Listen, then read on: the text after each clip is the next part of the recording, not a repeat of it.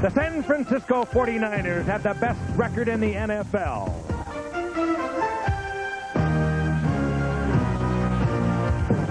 A third straight Super Bowl is squarely in their sights. Things are coming more into focus, and we have a great opportunity, and we can do something that nobody's done, and pretty fired up about it. The 49ers juggernaut steamrolled through the start of the season, winning their first 10 games. But the two tests of this team came on a cool night in Candlestick Park against the Giants. And Montana fires into the end zone. Touchdown, Taylor. The only touchdown of the game as the 49ers held on to win a bruising defensive struggle. But that one loss to the Los Angeles Rams back in November in a game very uncharacteristic of the 49ers. 6 turnovers and some strange bounces helped the Rams to their victory. Tonight, the rematch. Well, I think the main goal for the 49ers at this point is to maintain that home field advantage into the playoffs. And for us to do that with the way the Bears and the Giants are playing, we have to continue to win. And we have to be able to beat the Rams this week for 2 reasons. One, they beat us the last time, and the other, to continue on that streak. The San Francisco 49ers meet the Los Angeles Rams again on ABC's Monday Night Football. Stadium in Anaheim, California. A late arriving crowd, but it is a sold-out stadium. Northern California visits Southern California, the San Francisco 49ers and the Los Angeles Rams on a beautiful Southern California evening. Hello again, everyone. I'm Frank Gifford along with Al Michaels and Dan Deerdorf. Happy you're with us. Good football game coming your way. Long-time NFL rivalry. The 5-8 Los Angeles Rams are still mathematically alive for a playoff spot, but they need another win tonight over the 49ers, and they are the only team that has been able to beat these 49ers to make what promises to be a dismal, long off-season tolerable. Meanwhile, the 49ers lost 3 weeks ago to this Ram football team. They came back. They beat the Giants on a Monday night, and then in a short week beat Cincinnati in overtime. And Al Michaels, I would think that they are a better football team. Somebody told them to go out and find a running game. Well, they did that last week against Cincinnati, over 200 yards, and their special teams are playing better, and this is a better team than the Rams faced 3 weeks ago. You might be right, but despite that, Frank, I think it's become fashionable to say recently that the 49ers are somewhat vulnerable and not invincible, maybe because of that running game, maybe because they haven't been as dominating. But what in the world are we talking about? I mean, after all, did DiMaggio ever strike out? Did Van Gogh ever misapply a stroke? Did Caruso ever sing off key? Of course. I think you get the idea. Nobody's perfect, but the 49ers are as close to perfect as you can get. If you go back to late in the 1988 season, the 49ers are 36-4. And so while the phrase "just win, baby" didn't originate in San Francisco, I think the 49ers own the patent on it. Dan, the 49ers are heading to the playoffs looking for a third straight Super Bowl win.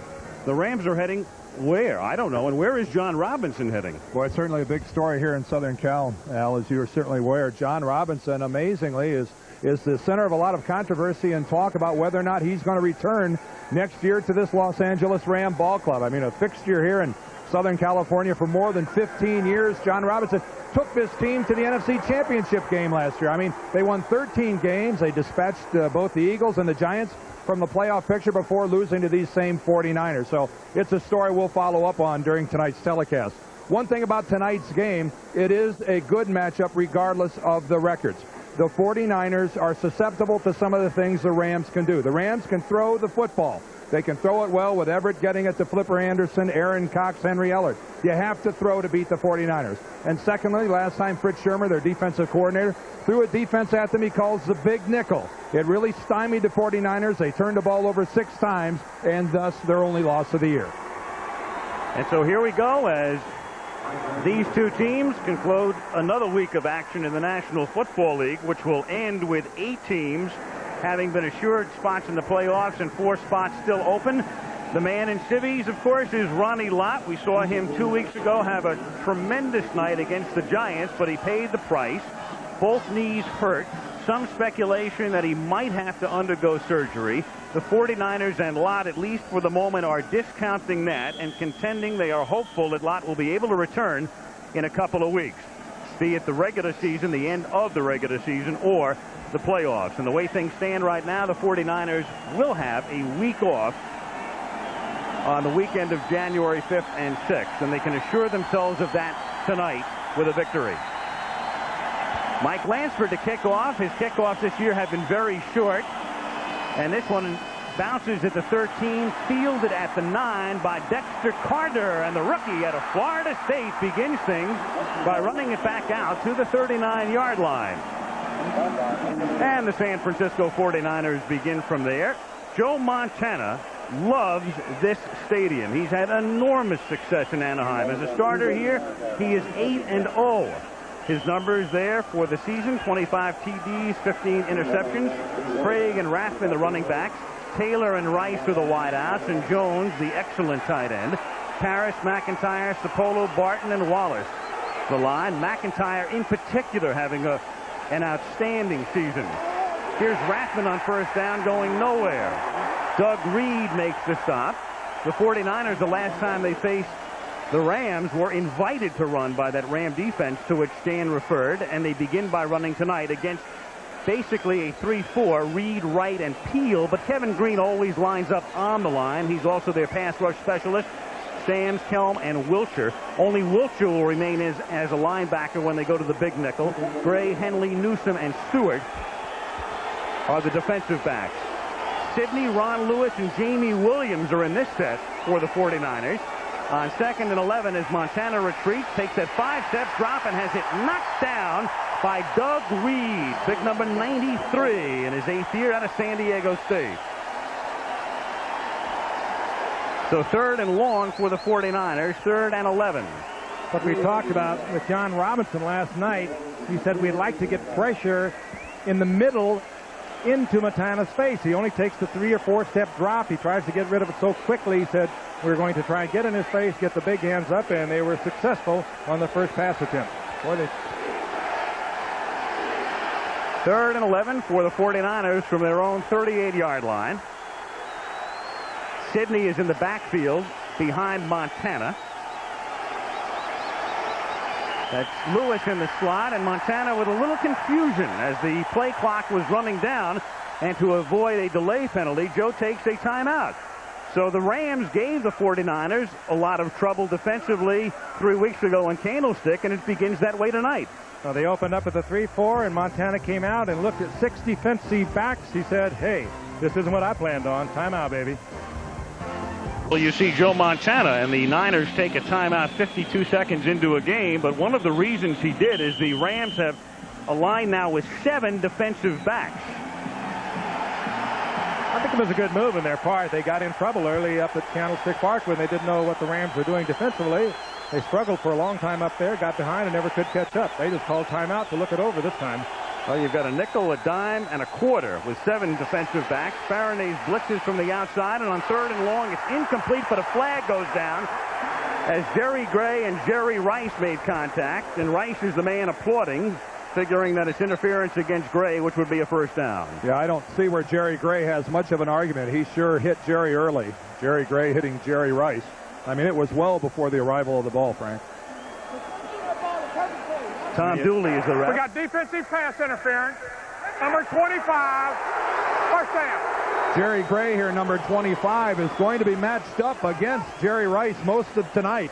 You see Rice break down, but I mean, that is just blatant interference, and that'll bring the flag every time. But that's a matchup you're going to be seeing all night. Jerry Gray is going to shadow Jerry Rice all around the field. Fritz Shermer, the defensive coordinator, wants it that way. Here's Craig to the outside, and he gets ridden down by Newsome after a gain of 4. The irony in regard to that penalty, too, guys, is last week against New Orleans, the Rams were not penalized at all. And tonight, a minute and a half into the game, they get their first flag. Rams on that first down with a 3-4 defense. Now they have changed with 3 down linemen, and they bring in the 6th defensive back. They're changing and giving Montana a different look on almost every situation, but it won't take him long to decide what they're going to do on any given situation. He's the best in the business of doing that. 2nd and 6 from the 46. Montana with plenty of protection, and open over the middle is the tight end Jones, but did he lose the football? At the 31-yard line, there has been no signal by an official. Jerry Gray comes up with the ball and runs out of bounds at the 28-yard line. And it is the Rams' ball. And as vicious a hit as we have seen all season here on Monday night. I mean, a double pop. Brent Jones takes a hit from the inside, then takes one from behind, and he is still down on the field, and he has reason to be hurt. There's the first hit from the inside. I believe that's Michael Stewart. And then is that Pat Terrell that comes in and finishes him off. And he was very close to being down. Watch this. Michael Stewart, number 23. There he is to the right. He goes right for the football. And then Pat Terrell comes in, and Brent Jones takes a vicious shot from behind. The question is, he was very close to being down before that ball came out. It's very, very close. Again, Montana finds Jones right in the hole. He's covered up. He sees the hit coming, tries to protect the football. Now, is he down? Ooh, you know what? I think he might have been down before that football came out. It almost appeared that Brent Jones was sitting on the turf before he lost possession of the football. Now, that is a play that can be overturned. It was ruled a fumble on the field, but this is reviewable. And it's being reviewed by Cal Lepore upstairs. Well, you know, Jones knew he was going to be hit. He tried to cover up the football, and then it was Pat Terrell that really put the coup de grace in there. And was he down? It's awfully close. Well, Lepore has a lot of time to make this decision, not just the 2 minutes normally granted, because Jones is still down on the turf at the 30-yard line. Again, keep in mind it was ruled a fumble on the field. And right now, of course, the matter of utmost importance is the health of Brent Jones, not whether or not it's going to be ruled a fumble or not. And there's some great news for both Brent and the 49ers.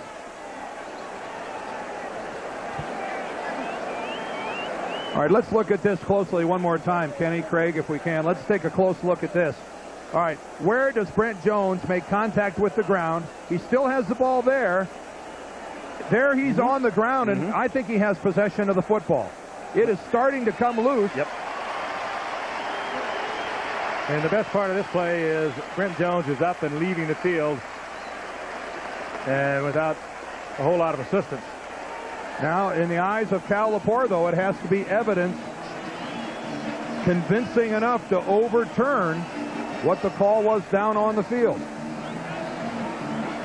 Well, he's reviewed it, and he is not going to overturn it, and it's the Rams' ball at the 30-yard line. I can only assume that he saw enough of the ball coming loose.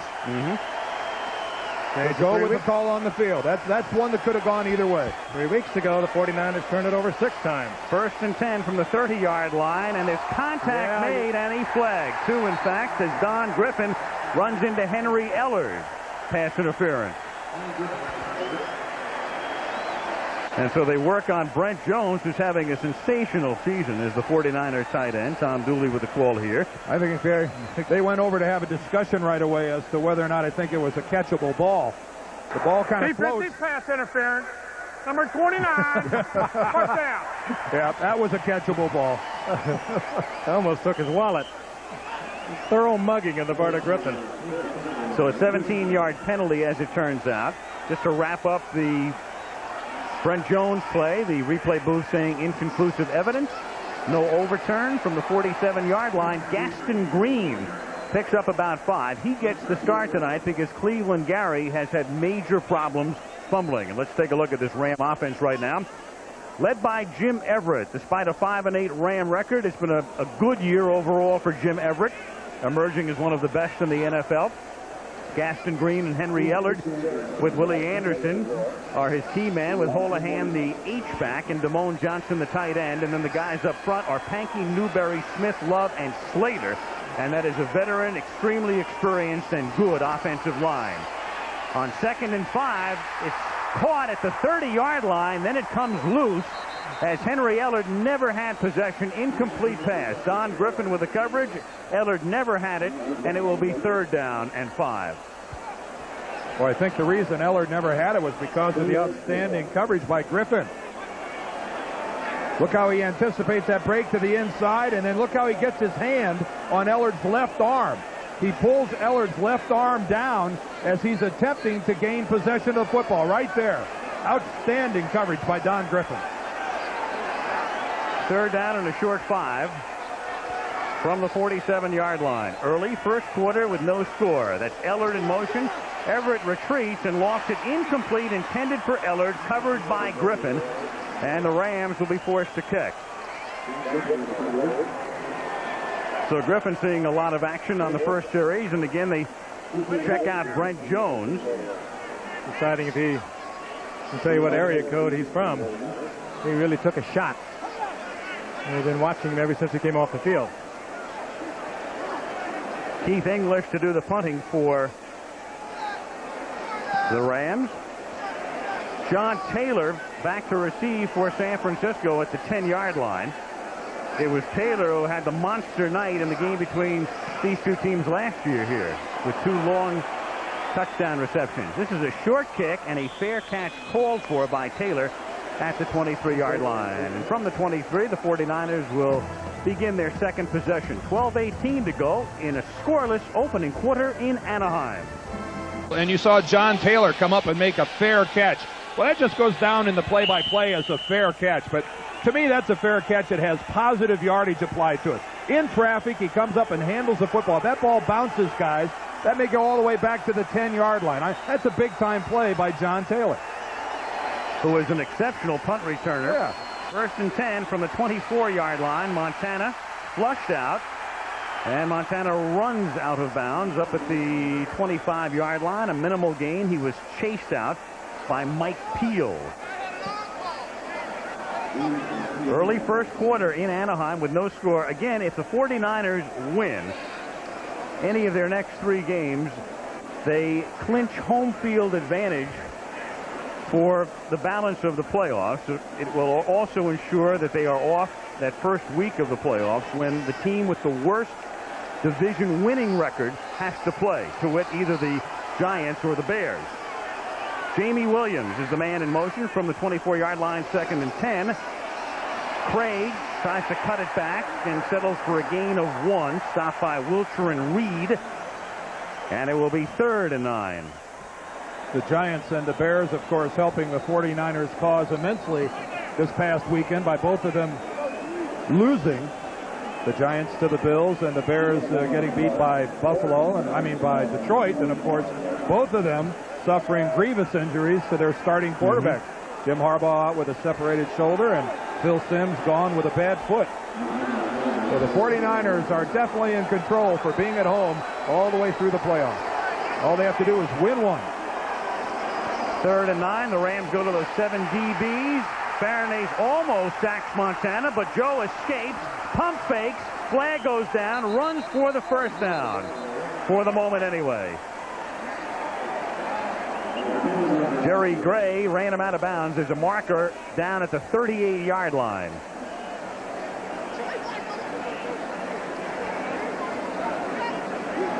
And this one goes against the Rams. It might be against Jerry Gray again. He and Rice. Illegal contact. Number 25. Defense. First down. 2 penalties already on Jerry Gray. What else is new? When you cover Jerry Rice, you're going to see a few flags. It's interesting, the tremendous changing of personnel between each down. The Rams trying to show that different look. Jerry Rice is number 80 and number 25, of course, Jerry Gray. You can only do that within a 5-yard zone, and Jerry Rice was beyond that 5-yard zone. Well, only by about 10 yards. So Gray flagged twice, both on 3rd down plays. Montana off a quick count. Gives it to Craig, and his slant nets him about a half yard. Alvin Wright, number 99 on the nose, makes the tackle. Rams literally changing personnel by at least 3 or 4 players on every play. As Fritz Shermer, their defensive coordinator, is dueling with Mike Holmgren, the offensive coordinator of the 49ers. Well, you see the Rams right now stunning a great deal up front, shifting right at the snap of the football, knifing some of their defensive linemen down to the inside. There's Fritz Shermer, and they're gambling up front. You'll get that play for no gain or maybe a loss, but if you miss a tackle or slant the wrong way, you're also inviting the big play.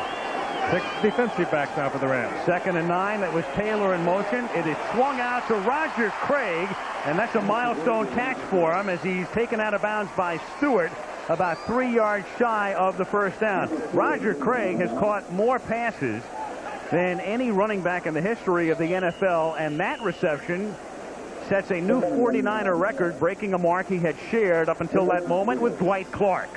507 career receptions for Roger Craig. Roger Craig is a great football player, but it also tells you a lot about the offensive scheme of the San Francisco 49ers. They are a very conservative passing team, and it would behoove a lot of teams to watch what they do, look at the films, and put it in, because it's high percentage stuff, and you are going to throw a lot to your backs when you go with their kind of offense. 3rd and a short 3 from the 47-yard line. Montana finds the open man. That's Taylor, and he has a first down, taken out of bounds by Stewart as the two exchange greetings. Along the 49er bench, a 14-yard pickup for John Taylor, who had a night of nights here when they met last December in Anaheim. A 95-yard touchdown reception and a 92-yard touchdown reception. Yeah, now, as you recall, one of them was a very short pass that Taylor just turned into almost the length of the field touchdown run. A moment ago, you saw Taylor come from clear across the field underneath. It was only about a 6-yard completion, but it's enough for the first down. And when Taylor or Rice catch the football, you never know when they're going to break the first tackle, the second, and take it all the way. 9 minutes left. First quarter, no score. San Francisco at the LA 39. 1st and 10. Rice in motion. Off the fake. Montana buys some time. Swings it out to Rice. And Jerry, with a nice little inside move, picks up the first down, taking it to the 25-yard line. And that time he breaks about 3 of them to get another first down. Deadly receivers on the outside once they get their hands on the football, and why risk throwing it way up the field if you can throw it short and then have them turning into something big. But Frank, look how they leave Jerry Rice all alone over here. The Rams playing a very loose zone. Not often you see Jerry Rice as a safety valve, and a wide open safety valve at that. A breakdown in the Rams scheme to allow a man of Rice's talent to be that alone as a safety valve. Rice's 83rd catch of the year. He's got an outside shot at the NFL record. Here's Craig. Finds no blocking and no room and no gain. 2nd and 10. Jerry Rice. Here's what he has to say about being regarded as perhaps the all-time greatest wide receiver. Well, it's great hearing the people say that, but the thing is not to let it go to my head. I'm still young. I'm still learning. And I think right now Steve Largent is the guy that really deserves all that recognition. After I surpass him, then maybe I can say, well, no, I'm the best receiver in the league. Notice he didn't say if I surpass him. Boy, he's going to be tough when he learns. 2nd and 10. Montana swings it out again, and it's Rice, and Rice turns a loss into a gain before Gray bumps him out of bounds. By slipping a tackle, slipping Anthony Newman in the backfield, Jerry Rice picks up what they call positive yardage. So I hate that phrase. If Rice heard your call, Al, I'm not sure he'd say Jerry Gray bumped me out of bounds. Well, you get the point.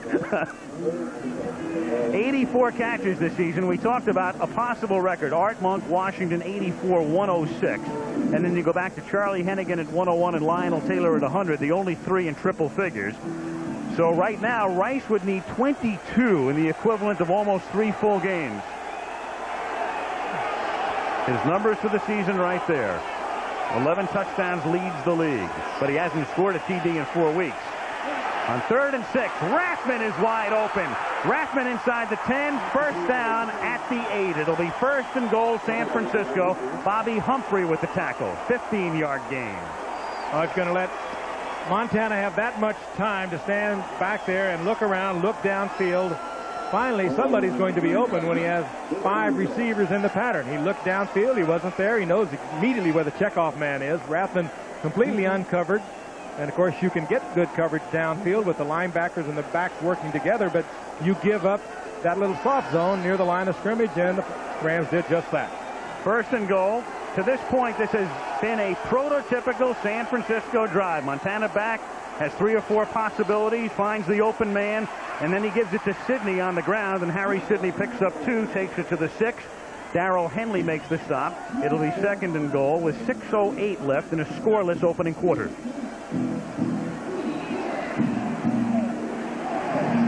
Big number 44, Tom Rathman. Tough. He just barrels into a linebacker. And then Sidney turns it back inside like you have to do down there in short yardage or near the goal line. Follow the big man, William Bubba Paris. Second and goal from the 5. Montana, the little short drop, and a fade pattern is incomplete. Taylor fading on Henley, but Henley staying right with him, and it will be third down and goal. And that was no accident that fade pattern is run against Henley. One of the reasons Fritz Shermer and John Robinson have matched up Jerry Gray on Jerry Rice is because Gray's the tallest at 6 foot, but Darrell Henley is barely 5'9", and if you're going to run a fade pattern in the end zone, that is the guy you go after, the short corner. Damn, you're much taller if you grab him by the jersey and pull yourself up, as Henley very wisely did. Got to scale that wall a little bit. 49ers, a 6-minute, 45-second drive to this point. Third and goal. That's Sidney split wide to the right. Rathman goes in motion. And Montana to throw. Montana hits Rathman, but he can't control it, and it's incomplete. Green and Henley were there, and so in comes the field goal unit as the 49ers can't cash in after a first and goal, or at least cash in for 6.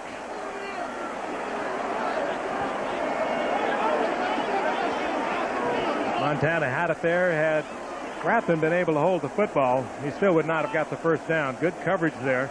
Henley was up, and Kevin Green working to the outside from his linebacker position. This will be a 23-yard field goal attempt from Mike Kofer, who kicked one of this length last week in overtime to beat Cincinnati. I thought he was a linebacker for Detroit. Yeah, we have Mike Kofer every week on Monday Night Football. 5:28 to go in the first quarter. Mike Kofer, SF, gives the Niners a 3-0 lead. The normal is what it amounts to. Saturday Night Football. Kofer kicks off for the Niners, taken at the goal line by Green. Remember, he ran one back 100 yards on a Monday night game in Pittsburgh, and this time he comes up 76 yards shy. Takes it to the 24. Leroy Etienne makes the tackle. And Brent Jones with that concussion, and questionable as to his reappearance tonight. I think he must be all right, or they wouldn't leave him on the bench. And oh, Dan, you've been there. I've been there. It's the weirdest feeling, not being able to quite focus what's going on, why you're here, what's happening. It's strange. You know what's happened to you, but it's difficult to summon all your faculties. You're trying, you're focusing, but it doesn't work. First play for the Rams on this drive is no gain for Gaston Green. He is stopped by Kevin Fagan. We're also getting a report from the 49er bench that Jones will not be back in this half. That's the first time we've ever gotten a report like that. Second half to be determined, first half out. Well, I can only assume that they're going to do some sort of a more extensive evaluation at halftime. And let's be serious, a concussion, a blow to the head is absolutely nothing to be fooled with. Always better to be on the side of caution. 2nd and 10. Everett sets up, rifles one incomplete as Anderson had cut off the pattern at the 35-yard line. Pollard covering on the play, and it will be 3rd down and 10, and Everett begins this game 0 for his first 3. Good coverage that time by Pollard, and again, the 49er defense, probably because of the great names on the offense with Montana and Rice and Taylor, they really don't get the credit they deserve. Perhaps over the past 4 or 5 years they haven't. They are ranked 7th overall, but there's, even without Ronnie Lott in the game, this is a solid defense, one of the best in football, and certainly unheralded. 3rd and 10 from the 24 as Everett retreats and guns one to the outside, and it is caught there by Aaron Cox for a first down. He is their number 3 receiver behind Eldred and Anderson, and he's been off injured and consequently seldom used of late.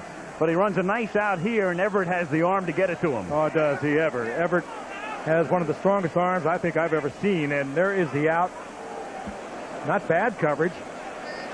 But he has that ball there so quickly that Eric Davis, the rookie, can't get back. Eric perhaps giving the speedy Anderson a little too much room, but again, it was Everett with the powerful arm. 4 minutes to play, first quarter, 3-0 San Francisco. First down Rams. Gaston Green, the ex-UCLA star, takes it to the 42 as Romanowski makes the stop. Tonight, the Rams may begin to answer, at least for the future, the the future of Gaston Green. Can he play? Is he a big-time back? Can he be number one? He gets the chance only because Cleveland Gary, who they hope someday will be their number one back as long as Robinson has the job, has had fumble problems. And so Robinson wanted to take the pressure off Gary, and he starts Green tonight. Green had great career at UCLA. Makes some tremendous moves, but he doesn't seem to bounce off the pros like he did at the college level. Here's Green behind the McGee block, and Gaston Green fights his way for a first down, and that extra effort nets him the first as Waymer makes the tackle, and the Rams have it at the 50. You hit it to Al. That was good effort on the part of Green. Needed the yard, and he got it. That's Gary, who, of course, he didn't start tonight because we've touched on that. He's fumbled 11 times this year, and I don't think John Robinson wanted to expose him. He's taken so much abuse, particularly here in the Los Angeles area. 11 fumbles, and a lot of them in recent days, and they've been very key. 2 last week were very costly. Well, what really got him started on the downslide was that Monday night game we had in Pittsburgh, where he fumbled 3 times in that game. Yep. From the 50, it is incomplete, intended for Anderson. Flipper moving downfield, and Darryl Pollard was there covering on the play, and Everett is 1 for 5. And good solid coverage. This 49er defense last week against Cincinnati, I think people really rediscovered it, if you will. I was talking about how good they are against Cincinnati. They couldn't change off much. They couldn't go to nickels, and again, you see the coverage here of Pollard. But they had to play Cincinnati because of the hurry-up offense with the men they had on the field, and they played Cincinnati tough, won it in overtime, and it was a real tribute to this 49er defense. They didn't play the Giants too bad either. Held them to 3. No touchdown for the Giants. Here's Green taking it into 49er territory, and then DeLong pushes him back and throws him down after he had taken it to the 47-yard line. DeLong getting a chance to play on a regular basis because of the injury to the consistent inside linebacker Michael Walter, who is still on injured reserve. DeLong played well for him, too, the first-round pick out of Tennessee. Michael Walter, Al, one of those guys that George Seifert, hopeful, holding out some hope that he may get him back for the playoffs. You got Ronnie Lott, you got Chet Brooks, their other starting safety, a lot of key defensive people right now not in that 49er lineup. 3rd and 7, Rams at the 47. A minute 50 to go in the quarter. 3-0 49ers. Everett needs 7, throws, and it's caught at the 34-yard line by Henry Ellard, who gets thrown out of bounds after picking up a first down. And Ellard looking for a flag on Eric Davis, but no laundry. That time Eric Davis played it a little tighter, and it forced Jim Everett to put it too far to the outside. Had a little bit of a wobble in it. By the time it gets there, couldn't get down with both of his feet. There is one. Right is out. Right is out. Yep. Doesn't count if only part of it is in and part of it is out. All of it must be in. Officials started to signal that it was good and then said no, sir. So it's 4th down at the 47-yard line. Keith English for his second punt.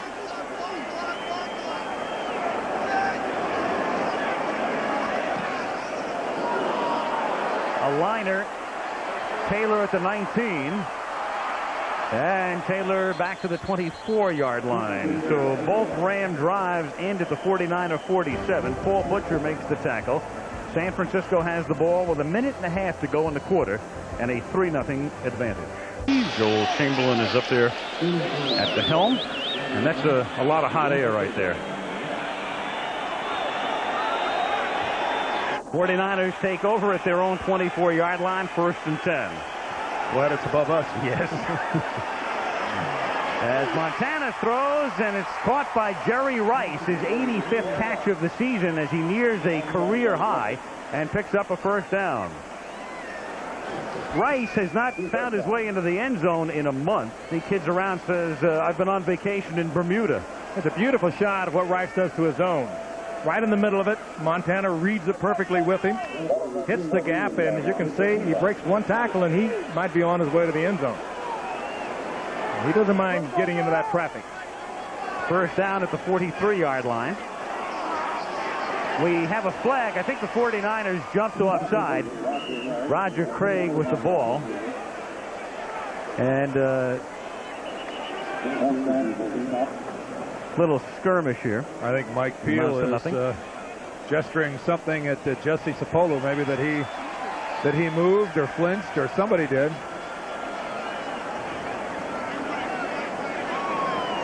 Penalty is against San Francisco. And they'll... Illegal motion. Number 80 offense. First down. That was Rice, who was off the line just a shade before the ball was snapped. That's a little embarrassing when you're not even remotely involved in the play and you get called for the fine.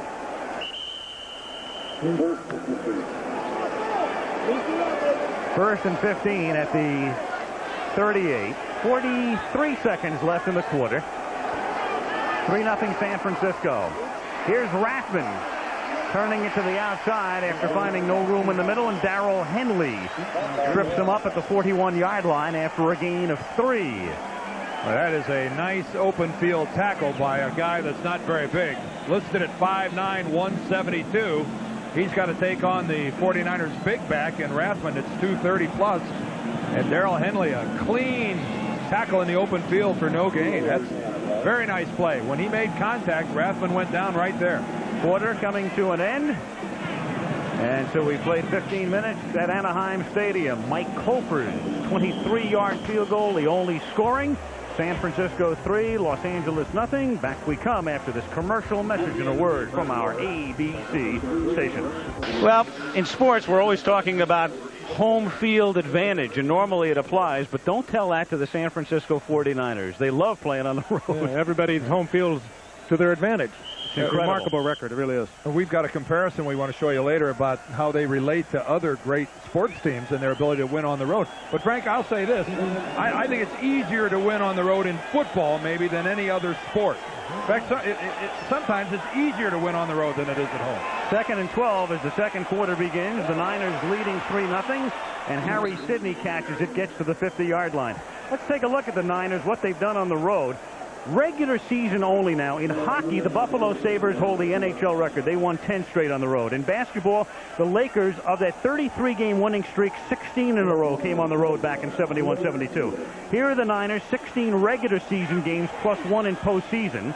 And their all-time record in pro sports, baseball. The Detroit Tigers in '83 won their last 4 road games. And then in '84, when they won the World Championship, they opened with 17 consecutive road wins. So the Niners tonight look for their 17th consecutive regular season road win. 3rd and 3. And it's caught by Taylor for a first down and a gain of 11, and he's run out of bounds by Vince Newsom. That was a great scheme on that play and a tremendous execution on the part of both Montana and Taylor, because he was well covered. He dipped in as if he was going to come all the way across the line of scrimmage. He did that earlier. This time he spins back to the outside. The coverage is there by Henley, but Montana was perfect.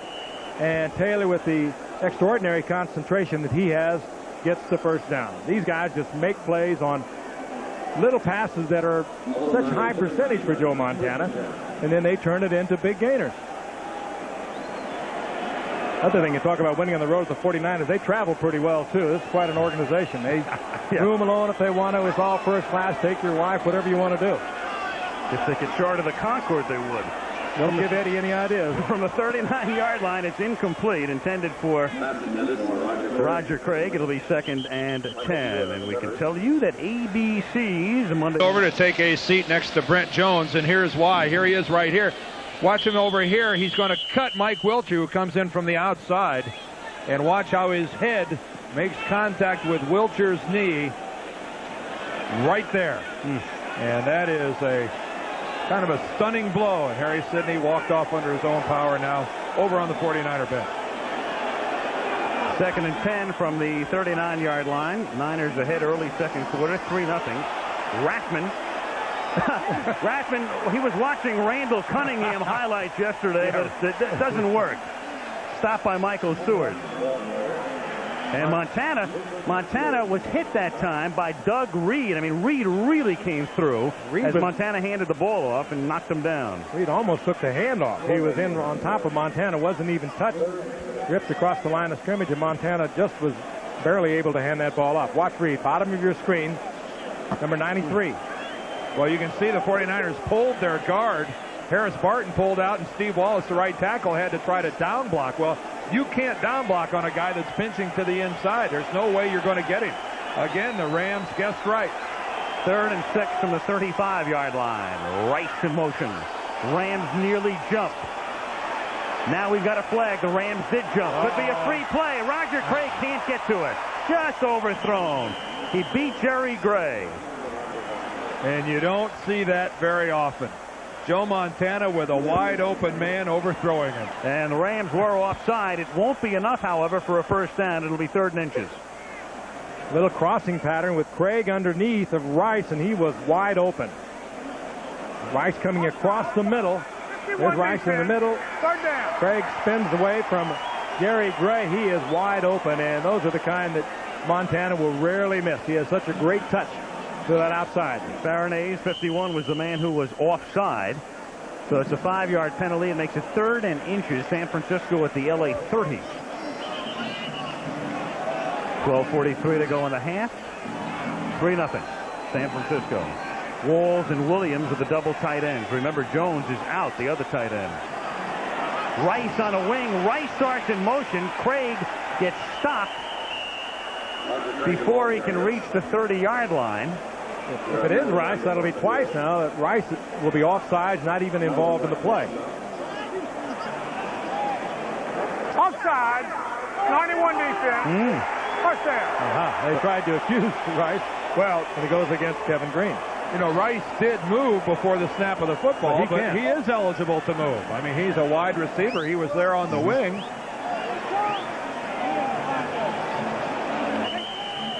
First down. See, here's Jerry Rice right here, and here's Green standing up. Now let's watch it. Jerry Rice is going to come up out of his stance, and Kevin Green comes across the line. Now, Rice does that all the time when he goes in motion. Yeah, the official ruled that Rice's intent was not to bring the Rams offside. Good luck convincing Kevin Green. Sure worked. First down, and he dumps it off, does Montana, intended for Rathman, as Kevin Green put the pressure on, and Green says, hey, come on, grounding. Hey, that's pretty heads up if indeed Rathman dropped it on purpose, because it would have been a considerable loss of about 8 yards had Rathman caught that football. Well, it's pretty tough to call intentional grounding when you hit a guy with the ball. Yeah, but I mean, how many receivers, no matter who you are going to let this football drop? Now, here's Green, and there is the ball. Rathman, I think, intentionally dropped the football, and that is really heads up. Yeah, well, of course, he got beat. Kevin Green is the guy who blew by Tom Rathman, but a very alert play by Joe Montana getting rid of the ball. He did violate the spirit of the rule. He threw the ball to avoid a sack. But if you hit a guy, you're going to get away with it every time. No penalty for violation of spirit. That's Here's right. Carter. And Carter is close to a first down. He needed to get to the 15-yard line. He moved in behind a good block by Harris Barton and appears to be a little short of the first down. Carter made a tremendous hole. Looked like it was even a bigger hole. And you'll see number 79, Harris Barton, leading the way. Right guard. Watch him pull. And here comes Dexter Carter, who did such a fine job filling in for Craig when he was injured. But look at that hole. Well, that's just the old counter gap, Frank. You saw the down blocks on the left side by McIntyre and Paris, and then the offside comes through. Think we'll see that Saturday night? Yeah, I think we'll see it. Every team in the league runs it. Third and a short one, and the 49ers have taken another timeout. So Montana has spent his second. San Francisco is down to only 1.5. And a timeout with 11:34 remaining in the first half. Still 3-0 49ers. In Southern California, Al Michaels, Frank Gifford, Dan Deerdorf. Monday Night Football as the Rams meet the 49ers with 11:34 to go in the first half. 5-8. Talking sweep out here. Talking sweep on the 49ers. The 49ers have not been swept by anybody since 1980. When they were, and that was before they began their Super Bowl run, when they were swept by both Atlanta and the Rams. 3rd and 1. Rathman in these situations has had the ball 16 times, 13 times he's been successful. Do they give it to him again? Yes, they do, and he is successful again. So that's 14 of 17 times on 3rd and 1 this season. The 49ers give the ball to number 44, and the one-time Cornhusker picks up the first down. Well, what a great double team at the point of attack by Guy McIntyre and Bubba Paris. Can be awfully secure, too, when you give it to Rathman, can't you? Over 560 carries. He's fumbled 3 times over that number of carries. That's coming into tonight, so he's up to about 570. He just hangs on to it. First down, San Francisco at the 13-yard line. Crossbuck to Rathman, and he takes it down to the 5-yard line. Picks up about 8.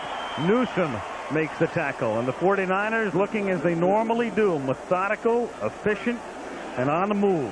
One of the things the Niners do so well is get their guards out front. And that time you got to look at Guy McIntyre leading that sweep. He's going to end up blocking here, number 91, Kevin Green. And just watch how he stays on his feet, stays locked up with Green. But look, it's Green that's having to give ground.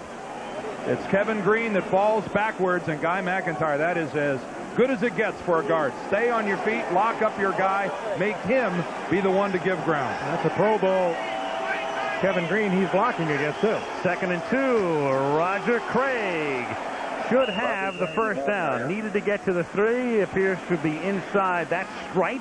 And it will be a 1st and goal with 10 minutes remaining in the half.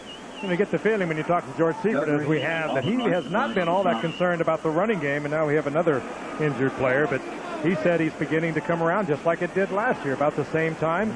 He has not been worried about it.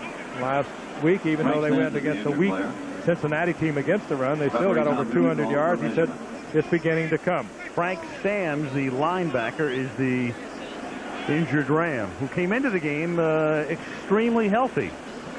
Every coach in the league should have George Seifert's problems, huh? Yeah. Well, George Seifert, the quiet one. All he does last year, counting postseason, 17-2. All he does this year, 12-1. So here's a guy. He's been a head coach for 32 games in the NFL, and he's 29-3. Timeout on the field. It'll be 1st and goal when we come back. 9:54 left. What was that? In the half. Yeah. Say what? Okay, helped off. Obviously ready to return. For the moment he's out. It's 1st down, 1st and goal. San Francisco. They send Rice in motion. Roger Craig. Just a little short. It'll be 2nd and goal with 9.5 to go in the first half. You talk about Jerry Rice and what a gifted receiver he is. But here he is on a short yardage play inside the 5-yard line. He goes in motion and has to take on Kevin Green, one of the tough guy linebackers in the NFL. I mean, there are not a lot of wide receivers that would do this. Look at Rice in motion. Now, his job at the point of attack is to take on Kevin Green. Now, he did not hurt Green. He did not hurt him. Green will be available next week. Yeah, but you know what? He was somewhat effective. 2nd and goal as Rathman tries to get in. No signal yet, and he is not in. So no gain. It'll be 3rd and goal as Rathman can't punch it in. This is the 14th play of the drive coming up. 49ers began this drive at their own 24. That's Steve Young with Seifert ready to splash in the play. Wasn't that long ago when 3rd and short yardage down around the goal line, you could almost count on Montana to make a little half roll. Look into the end zone for the pass. If it isn't there, take it in. Stretch O is the end of this play. We could see Young. Fritz Shermer, defensive coordinator, watching his troop. 3rd and goal. Craig, and he is stopped. And so let's see what Seifert decides on 4th and goal from inside the 1. We would suspect he would go for it. I'll tell you, this is what you do not like to see as you're getting ready for the playoffs. I mean, when you get it down there, you want to get it in. And I know this has got to be some concern to George Seifert as he talks to Steve Young, who signals the 4th down play in, and they will issue the field goal. Yep. Critical play for the Rams right here. Changes the whole thrust of the game if they can stop him.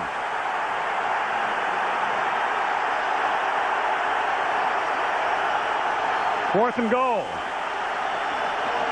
Rathman, and he angles his way in for the touchdown. A little more effective Randall Cunningham imitation there. The old slant job. Again, very effective blocking by the middle of the 49er offensive line. Barton, Sapolo, and McIntyre moved the Ram pile back into the end zone. As Seifert say last night, the man who has really come on this year is Guy McIntyre, number 62, and he is leading that charge with Sapolo. Yep. A lot of blue shirts back in the end zone. Guy McIntyre has a claim to fame most offensive linemen don't get. Whoa! a fumble snap. That's Helton, who is the punter. Can he throw? Well, not a bad throw, but the question is, can somebody catch it? And the answer is no. Wesley Walls, who's a tight end by trade, was there, and Dennis Brown as well. Dennis Brown is not the tight end. Chuck Thomas was the snapper on the play, and Helton couldn't handle it. Why, Brown was the tight end, I believe, on that formation. No, I meant in body. Oh, no, he's not in body, but he is an eligible receiver. And he does have to report, so he is eligible. But you talk about a floater. This ball stayed in the air forever. And was Dennis Brown excited? Here it is. I'll come down with it. Whoa. Still 9-0. Frank Stamms went off earlier and appeared to be okay, but he does not look okay at this particular moment. He was standing on the sideline and looked as though he was going to come back into the game, and now he is on a stretcher. Well, we'll get a word from the bench about the Ram linebacker as Topher kicks off to L.A. and it's picked up by Del Pino after he drops it at the 4, and then he slides to a halt up at the 14-yard line, and the tackle will be credited to Wesley Walls. First down at the 14-yard line. 49ers trying to, as they say, three-peat. Terrible phrase, but you get the point. What do they have to do? Here's Joe Montana.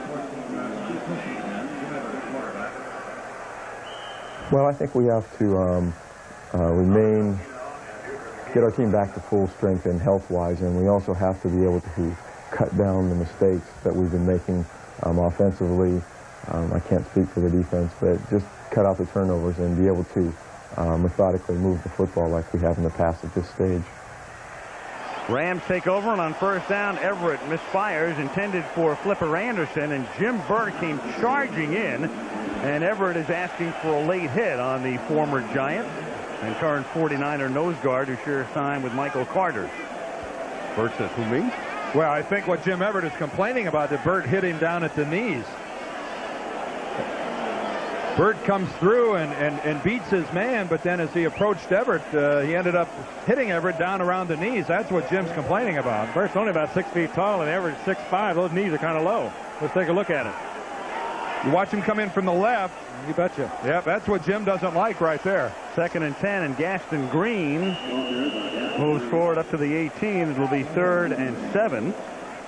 As the Rams, trailing 9-0, are trying to get something generated offensively. Everett is 1 for 7, and they're doing it against a 49er defense. And let's face it, when you talk about the 49ers and through the years, the names Montana and Rice and Craig, and there goes Stamms back to the locker room. We'll get a report, and you go back to Dwight Clark and the rest, and you tend to overlook a defense that is terrific.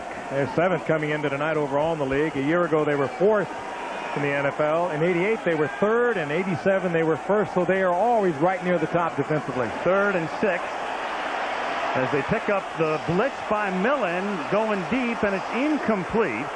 And as Kevin Lewis was back there covering Willie Anderson, and the pass not even close. So Everett, an abysmal 1 for 8 at the outset for John Robinson, with 6:29 to go in the half. Everett looking for the deep man, Anderson, but he gets buffeted around a little bit on the part of Kevin Lewis. Good coverage, and I think Everett just wanted to get rid of it. Keith English to punt. His 3rd kick of the night. 49ers set up a return. It's not a good kick. It's taken at the 50. A flag is thrown, and John Taylor runs it out at the LA 45-yard line. Flag at midfield. Tom Dooley.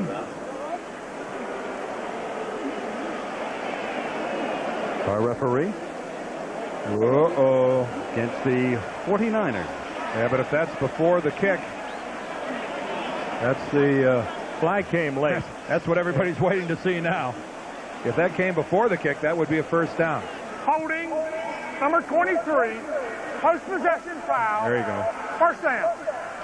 And that kick was so bad, it's still going to be good field position. That foul came after the 49ers had possession of the ball. Thus, it's a 10-yard penalty. Puts it back at the 40-yard line. Spencer Tillman, he made the best call of all last week. He called tails on the coin flip in overtime at Cincinnati, and the Bengals never saw the ball. Niners marched it down the field. Topher booted it through, and San Francisco went to 12-1. First down, 49ers at the 40-yard line, 6:15 to go in the half. 9-0 SF. And Montana airs it out, and he's got an open man. It's caught inside the 19 by Wright, and he's in for the touchdown. And the drought is broken. That's it. He was 0 for 4, and that time it was underthrown, but he was so wide open. Montana laid it up a little short, but he was making certain, and we're going to get another foul in the end zone. Well, I think flags are flying, and maybe a little bit of a demonstration that is going to be disallowed. I think Jerry was joined in the end zone by some of his teammates. What two things here. Just excellent touch on the football by Joe Montana, but even better than that was Jerry Rice's reaction to a ball that was a little underthrown. Watch Rice at the top of your screen. Watch how he will come back to the football in the middle of the field. Right there he sees the trajectory of the ball. Look at him react back to the inside. Jerry Gray had no idea where the football was. You know, Jerry Rice makes that look so easy. Hey, Jerry Gray's a Pro Bowl corner, Dan. He played that rather poorly. He took that little inside move, lost total contact with where the ball was, and Rice was able to come back and get it. 86th catch of the season for Jerry. Ties his career high. Another bad snap. Helton, though, gets it down, and Colfer kicks it through. Hardly a thing of beauty. Another errant snap by Chuck Thomas, but the 49ers are still able to convert. So Rice and the gang on top with 6:02 to go in the half. It is 16-0 world champions. You always said you'd buy a home computer if it were easy to use, yet powerful, so you could bring work home, if it were priced right, easy to set up, and came with popular options already included. And of course, it would have to be made by the right company. Introducing the IBM PS1, a new kind of computer from IBM. With PS1, IBM brings it all home. Well, this is as good a job of spotting the ball as you will ever see. Barry Helton goes up and gets that thing. Has to come clear up out of his crouch. Yeah, you ought to be excited. That is a sensational spot by Helton. There's the man who snapped at Chuck Thomas, and well, 2 bad snaps in a row. I don't know that you can count on Helton making a spot like that every time. It'll be interesting to find out what's going to happen now at the 49ers. They go up 16-0, and keep in mind it's not over, of course, because the Rams led 17-0 at the end of the first quarter a year ago, and they wound up losing the football game. But I wonder if they'll think about going to Steve Young a little bit. He hasn't worked that much this year, and when you head into the playoffs, you like to have your quarterback with a little bit of work. Last year, he played quite a bit because Montana was hurt. This year, he's thrown 1 pass for the entire season. So we'll keep an eye on that for you. Could see him down the line. After the penalty was assessed following the end zone celebration, the kickoff from the 30 by Colfer, and Del Pino runs it back out to the 22-yard line. I guess some of that might have to do with whether or not Seifert is superstitious. This was a black weekend as far as quarterbacks in this league. I mean, they were going down everywhere. We're going to take a look at some of that at halftime in our halftime spotlight. They went down all over the place. I want to tell you, Christmas Day at 12 Eastern and 9 a.m. Pacific, after you open up the presents, the Kelly Tire Blue-Gray All-Star Football Classic comes your way on ABC Sports. And then from Alabama, it's off to Hawaii. Eagle Aloha Bowl, where Syracuse takes on Arizona, 3:30 Eastern time on Christmas Day. L.A. from the 22-yard line, and Gaston Green moves through the middle. Gain of 5. Matt Millen in on the tackle. Michael Carter there. Pankey and Millen exchange greetings. Did you see Millen give Tom Newberry a little headbutt at the end of that play? If you like football, if you like intensity, you have to love Matt Millen. What does he say? He doesn't get over a Sunday game until Tuesday. He doesn't sleep until Tuesday. We talked about Keith DeLong replacing Michael Water. Well, Matt Millen came in a year ago and replaced Jim Farnhurst. Look at this. They haven't lost a lick at middle linebacker. If Millen sleeps, it's hanging from the ceiling. He even had Tom Dooley laughing. The referee, 2nd and 6. Everett gets chased and then lost one halfway to Santa Ana. Del Pino was near it. Johnny Jackson was covered. And what about Matt Millen and getting worked up for a game? The world according to Matt Millen. Thursday I start, and Usually by Saturday afternoon, my wife's ready to get rid of me. And by Sunday, I'm pretty much focused and ready to go. And of course, I don't sleep till Tuesday night, so it's a tough cycle. Cycle he loves. Well, Wednesday must be one heck of a day. Get everything done on Wednesday, man. 3rd and 6 from the 26-yard line. And Everett airs it out again as an open man and finally connects as Flipper Anderson beats the young cornerback Lewis. And it's a first down at the San Francisco 39-yard line. 35-yard pickup for Flipper, who does a nice job skirting the sidelines and staying in bounds. He's averaging over 21 yards of reception. You can see why. They usually don't go to him on anything but the fly or the deep down and in, and he does a good job of concentrating and keeping his eye on the ball and also knowing where he is with his feet. He's averaging 21-4 coming into tonight. That's an excellent job by the official on the sideline being right there to make the call.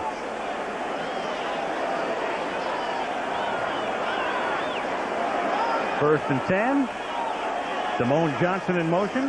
Off the fake to Green. Flag is thrown. The interception is made by Johnny Jackson on a pass intended for Anderson, but the flag came down. And I believe it's going to be defensive pass interference. Well, Griffin took a shot at Anderson. I don't know whether that's the call or not. But it was a zone coverage. Griffin came up to knock off Anderson, and the coverage was deep on the part of Lewis. But let's see where the call is. Illegal contact. Number 29 defense. It's first down. I think he took the shot after Anderson had gone beyond the 5-yard limit.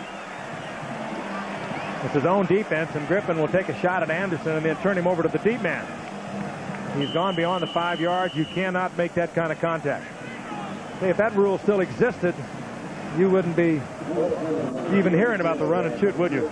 All the little receivers would be lying on the field somewhere. You know who's been quiet tonight is Charles Haley. He's been pretty effectively controlled by the Rams front line.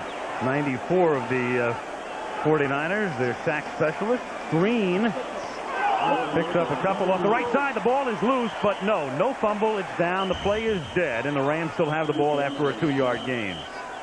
It's Dave Waymer picking it up, but to no avail. Down by contact. A rule that came in allowing you to hit a receiver only within a 5-yard limit came in back in 1978, and it dramatically changed the game. And certainly one of the reasons that the run and shoot is so effective in Detroit and Houston. Take another look here. It's very close. Green. Oh. Well, by that angle, it certainly appears to be a fumble, but keep in mind, that's the old whistle. The whistle blew. The play is over, so that's not even reviewable. Here's another flag, and it's Buford McGee who makes the catch, and for the moment he has a first down. I think Ellard was in motion on that, and looked like he was moving towards the line of scrimmage. Yeah, I think it was McGee. Yeah. They'll call it against. He was the motion man, and he started into the line of scrimmage. Motion, 24 offense, second down. Yep, that's it exactly. Buford McGee is stepping towards the line of scrimmage as the ball is snapped. Well, for a Ram, though, he's having one of the best years he's had. There's McGee right here. Take a look at this. Look how he's going to start towards. Yep, you see that little stutter step, that half step towards the line of scrimmage brings the flag. It's a little too eager to get into the pattern, but he is having a superb year. Running the ball, blocking, receiving. He was with offensive coordinator Ernie Zampese down in San Diego, and a couple of years ago, Zampese brought him up, and he fits into Zampese's scheme of things really well. 2nd and 13 is Everett. Fires over the middle. Anderson makes the catch, and Romanowski makes the tackle, and let's see where they spot it. Very close to a first down. He had to get to the 24, and that's just where they put it, and it might be close enough to measure. Boy, there's a tough assignment for a linebacker. Bill Romanowski is having to take that slot receiver one-on-one, man-to-man coverage, and that is a real mismatch. There's not a linebacker in the league that's going to run with Willie Anderson. Bill, I'd do a little complaining to the defensive coaching staff here. That's a tough assignment. You get those kinds of coverage when The Henry Ellards and the Aaron Coxes are in there too. The Rams have great speed in their outside receivers, and occasionally they get tied up with a linebacker. I think Romanowski did a nice job staying with him close enough to make the tackle after the catch. First down, L.A. at the San Francisco 24. Everett caught by Ellard, and a first down as he takes it to the 9. It'll be a first and goal on a pretty critical drive for the Rams, who are down 16-0 as we approach the 2-minute warning. 15-yard gain. Everett finally has the hot hand after a slow first half. Again, Griffin laying way off of Ellard. And Ellard gets Griffin starting backwards, breaks it to the sidelines. Behind Romanowski and in front of Griffin, and a perfectly thrown ball by the very strong arm, Jim Everett. And the Rams are threatening. They need one before they go in. 2-minute warning. It'll be first and goal when we come back. Here's Duval Love and Tom Newberry involved in a little love fest with a couple of 49ers. As Newberry is down, shaken up on the play, the fifth-year guard out of Wisconsin La Crosse. He's the youngster of that offensive line of the Rams that's really getting up there in years. Zachy Slater with 15 years, Hankey with 11. Smith, the center, with 13. Rams are going to have to think about defense most certainly next year. Well, there's a guy, Jackie Slater. You just mentioned Jackie, and we saw him for the moment as they work on Newberry. Slater tonight playing in his 207th game. And when he, assuming he doesn't get hurt tonight, next week in Atlanta, he will tie Merlin Olsen's club record, most games ever in a Ram uniform. And he'll break it in our New Year's Eve game when we have the Rams against New Orleans on Monday night, the 31st. Again, the Rams are going to have to think about doing something with that offensive line, and they're ranked 22nd in the league defensively, so even though they've had a lot of draft picks over the last couple of years, they need a lot of help. But when you watch Newberry walk off there, you have to understand, in excess of 200 games in the offensive line is stunning. That's for the timeout. So the Rams have burned one, have 2 left. It's second and goal. As Everett lofts one into the end zone, touchdown. It's caught by Derek Faison.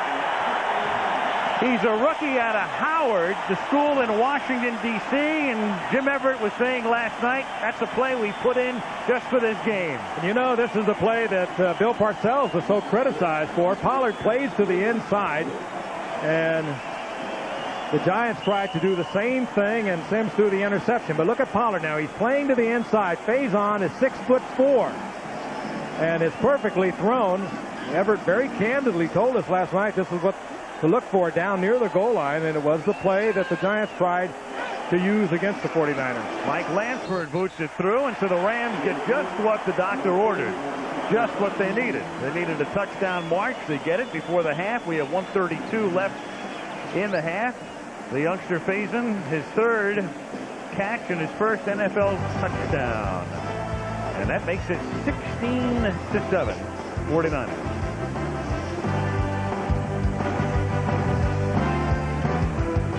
Faison catching the Jim Everett touchdown pass from 7 yards out.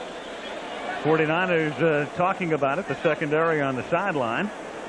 And the Rams down by 12, and the linebacker Frank Stams gets escorted, driven back to the locker room. Newberry, meanwhile, is still being worked on the sideline. Stams, the leading tackler for the Rams, who, as I mentioned earlier, already weak defensively, 9th against the rush in the league, 27th against the pass, 22nd overall. Lansford bothered by a leg pull, and it shortened his kickoff this year. This one is not too terrible. Dropped at the 9 and then picked up by Carter. And Carter swings to the outside, and a flag goes down. He takes it at the 28. There's a fumble, but it came after the play. It's still San Francisco ball. Bethune makes the tackle, and let's see what Tom Dooley, who was immortalized by the Kingston Trio, has to say to us. Hang down.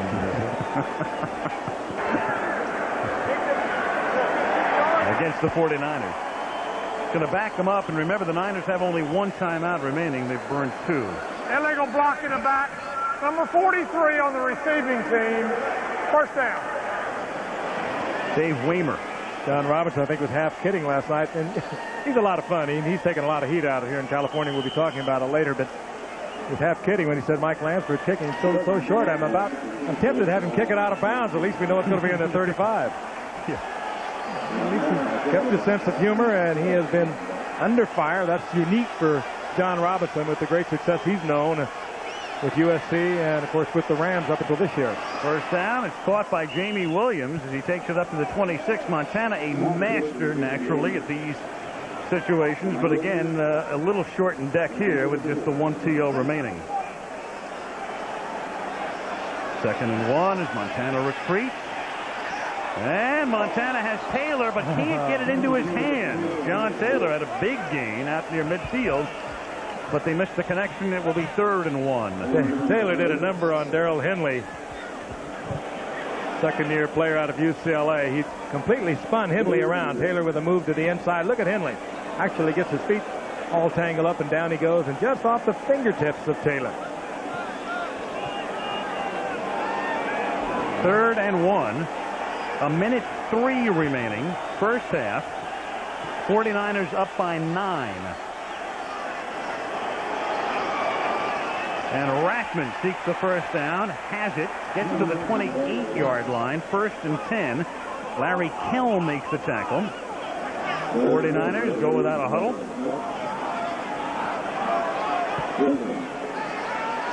And Montana grounds it intentionally to stop the clock with 46 seconds remaining. It'll be 2nd and 10. There's Steve Young. We talked about him a moment ago. Little playing time this year. A lot last year when Joe Montana was injured. He had threw the ball 92 times, passed for over 1,000 yards a year ago, and you have to wonder, he's been around for quite a while, how long he's going to be content to play this role behind Joe Montana. He'd be starting for most ball clubs in the league. 2nd down and 10. 49ers from the 28-yard line. Williams was the man in motion. Montana flings it out to Jerry Rice. He takes it to the 38. That's very close to a first down. 49ers would get a break if the officials called for a measurement, but they don't. It's very close. It's right at the 38-yard line, and what is it, guys? They didn't signal. The down marker says first, and yet they hadn't moved the chains. Here's Craig. He takes it out to the 48. I have no idea if that was first down or whether 2nd and inches. Well, but Montana has to take his final timeout here. Fortunately for everybody, it didn't matter. Al, you're exactly right. The chain gang on one side of the field moved. Yep. The one on the other side stayed put. And as I say, had they called for a measurement, it would have helped the Niners. Right now, 19 seconds left, and they're at midfield. We'll be back. Waymer, the 11-year veteran. Ronnie Lott, of course, heading for Canton one day. Missed the last couple of games with knee problems. 49ers have it at their own 49. They have one timeout, 19 ticks remaining. They lead by 9. Montana tries to get him into field goal range. Montana throws it up the field, off the fingertips of John Taylor, and we're down to 14 seconds. That took only 5. It'll be 2nd and 10 with 49. Montana had Taylor open, and one of the few bad throws that we've seen him make, that would have been within field goal range had he been able to get the completion. You know, Joe is Joe. I mean, he throws the ball well, but I don't think that he'll look at this first half as one of his better first halves of throwing the football. I mean, again, he has an open man. Would have been a good catch by Taylor, but again, a ball too far downfield. John Taylor not happy when he got up here, but we have seen Montana tonight not as crisp and as sharp as we've seen him in the past. Not a great first half for Joe Montana. Not a great, but amazingly 196 yards. He's on a 400-yard pace. Yeah. It's amazing. On 2nd down, he throws it away with 8 seconds remaining. So now Joe is faced with trying to get him into field goal range in 8 seconds or less than 8 seconds. You just throw it up now and hope for the defensive foul or some kind of miraculous completion. But what was it, a year ago? He threw for 458 yards. Here, the night that Taylor had the big night with the 2 90-yarders. And Dan, your point, though, is so well taken. Here's one of the all-time greats having a real average night, and you look down, he's got 196 yards at the half. I mean, stop and think about it. Jerry Rice, on his long pass, has to react back to a pass that's a little underthrown. He overthrows a Roger Craig that would have been a touchdown pass. John Taylor on the sidelines just 3 plays ago. He overthrows him. Third down is a flag down, and so if it's a defensive foul, this is not the last play. As time expires, Rathman takes it to the 32, and I think Farinese came across for the Rams. And if he wasn't induced, it's not the end of the half.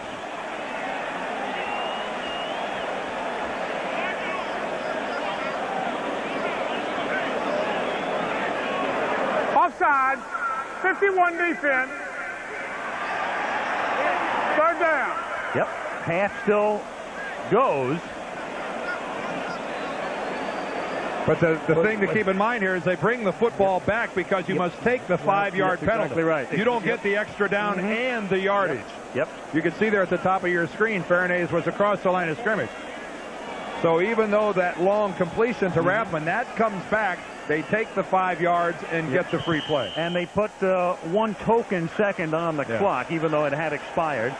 And the 49ers now, well, Kofor at least is going to line up to attempt a 63-yard field goal, and only Tom Dempsey has lived in this neighborhood from his own 47-yard line. Well, I don't know why. Play of the half. I don't know why the Rams are trying to block that ball. Kofor's kick, well, it would have been maybe good from 45 or so. Well, I'd have tried to off to the right as well. I'd have tried to run that ball out of the end zone. That's a free play. You can run that thing all the way back. Well, it's the end of the half. At least the 49ers lead by 9 as they head to the locker room.